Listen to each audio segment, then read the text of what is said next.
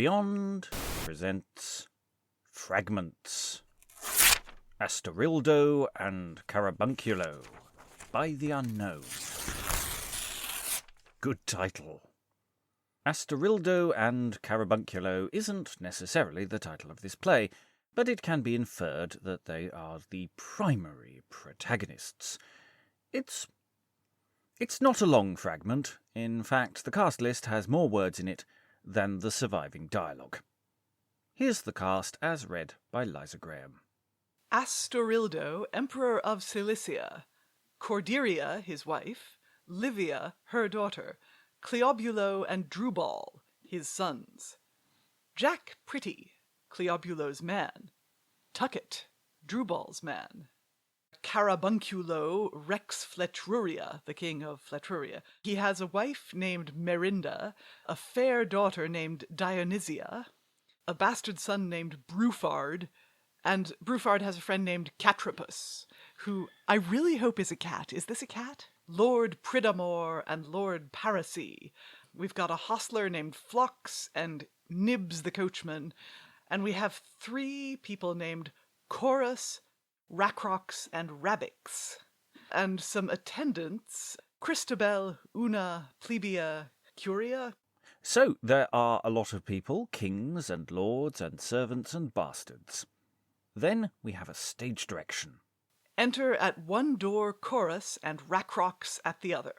2 of the people we heard about earlier in the cast list entering at different doors, i.e. from different directions, and meeting on stage.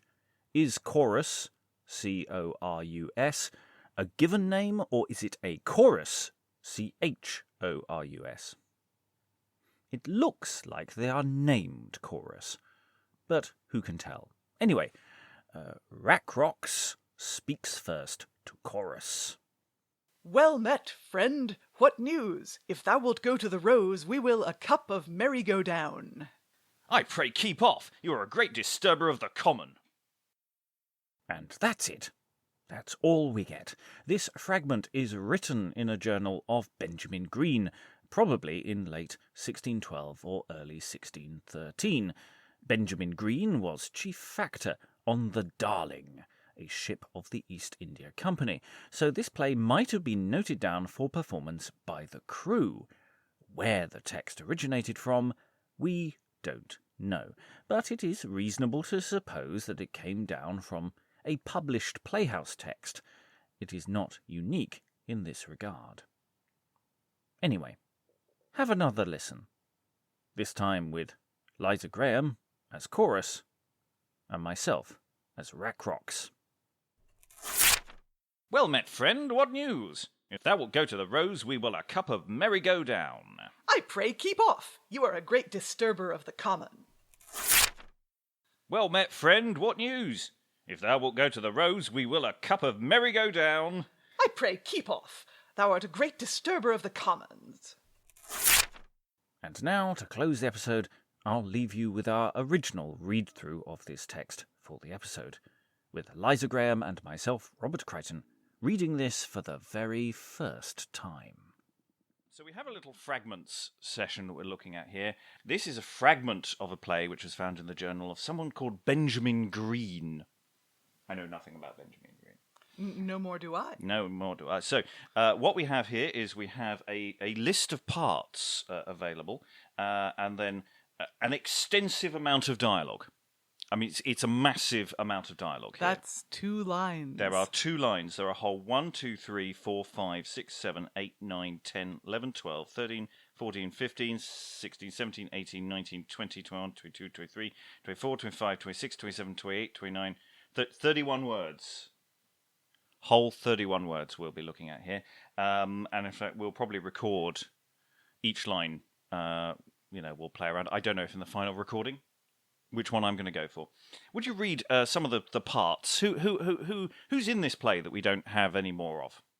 Astorildo, Emperor of Cilicia, Cordelia, his wife, Livia, her daughter, Cleobulo and Drubal, his sons, Jack Pretty, Cleobulo's man, Tucket, Drubal's man, Carrabunculo Rex Fletruria, the king of Fletruria. I'm guessing with a name like Carrabunculo, that's our villain. It is a slightly silly name. I do quite like it. I hope it's villainous or comic villainous. Anyway, he has a wife named Merinda, a fair daughter named Dionysia, a bastard son named Brufard, and Brufard has a friend named Catropus, who I really hope is a cat. Is this a cat? Well, we know nothing more really about this at this time. When I come to actually mix some of this together, I may have done some additional research to find out something about this play, but I like starting from a position of ignorance and moving towards knowledge. Okay, but this isn't all the characters. No, are there more? Okay, those are two royal families. Now we've got some lords. We've got Lord Pridamore and Lord Parasy, who I assume are probably competing for the favor of someone or other. We've got a hostler named Phlox and Nibs the coachman. That sounds like a clown scene to me. Yep. And we have three people named Corus, that's C-O-R, not like Greek chorus, Corus, Racrox, and Rabix. Is it and Rabix or would it be Andravix? Anyway, Corus, Racrox, and Rabix, and some attendants, Christabel, Una, Plebia. Plebia, you need people and curia, priests. That would make sense, yep. So, there are two lines of dialogue. I'll ask Liza to... Who? Oh, actually, is there a stage direction? Enter at one door Chorus and Racrox at the other. Ooh, so entering in separate doors. Okay. If you would perform, who's first? Is it Racrox? Racrox, yes. Would you like me to be Racrox? I'd like you for this moment to be Racrox. Are you sure? Because that's the bigger part. I know. I think I'll take what I get. I'm putting this on my spotlight. You realize? Yes. Well met, friend. What news? If thou wilt go to the Rose, we will a cup of merry-go-down. Chorus. I pray keep off. You are a One I line, know, one one line, line. and he flubbed it. Shall we take it from the top? Shall we try that again? I pray keep off. You are a great disturber of the common. I mean, it's a fair cop. Yeah. But those... I think that's kind of a promising start. I really want to know what happens in the rest of this play. Yeah. Shall we try it the other way round? Yes. Let's see who, Why don't you audition for Racrox this time? Okay, let's see if I can get through the entire sort of 18, 19 words of this without stumbling. Well met, friend. What news? If thou wilt go to the Rose, we'll have... No, I clearly can't. If thou wilt go to the Rose, we will a cup of meringo down. It's merry-go, isn't it? Yeah. I put an N in for no apparent reason.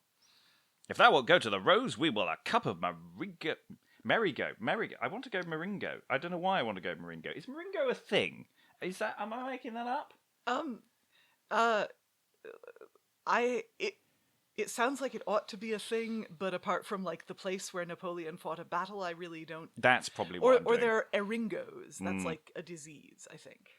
If thou wilt go to the Rose, we will a cup of merry-go-down. I pray keep off. You are a great disturber of the common.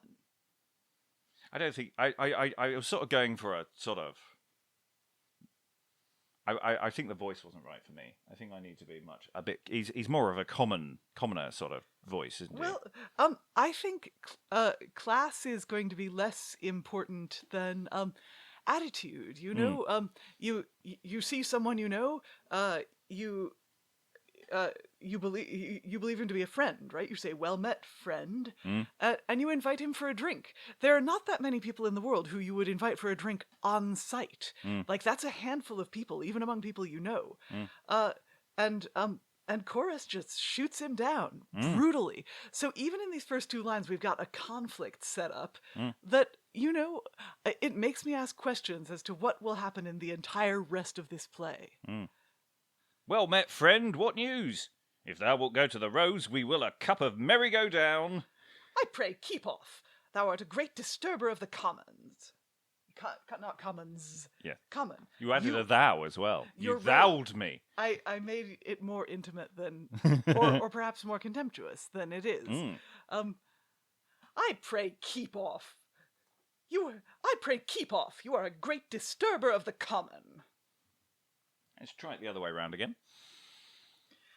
Well met, friend. What news? If thou wilt go to the Rose, we will a cup of merry go down. I pray keep off. You are a great disturber of the common. I pray keep off. You are a great disturber of the common. Yes, and I do like the emphasis of those one-syllable words that spondy, I pray keep off. That's like, if you want to really tell someone to sod off, you have to do it in words of one syllable. So, well, that's it for this lost play. I'm in suspense. Yeah, I'm very curious about the King of Fletruria.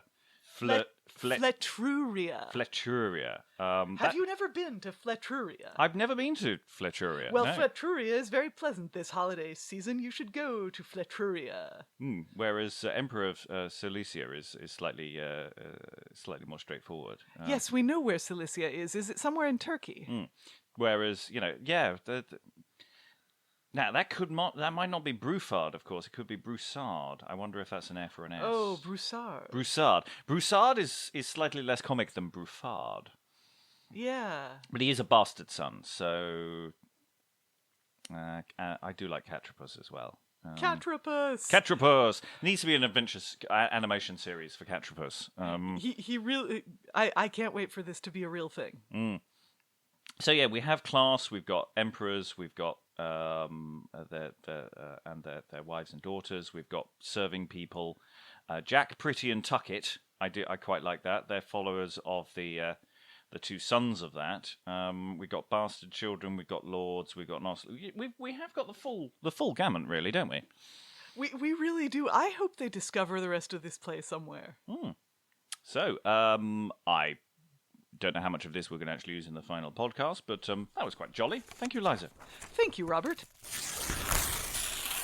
Fragments is hosted and produced by Robert Crighton for the Beyond Podcast. If you've enjoyed this episode, why not buy us a coffee on Ko-fi.com or become a patron and get early access and bonus material. Our patrons get to choose the plays we work on next. Go to www.patreon.com/Beyond Shakespeare. Links in the show description. Goodbye. And Brufard has a friend named Catropus, who I really hope is a cat. Is this a cat?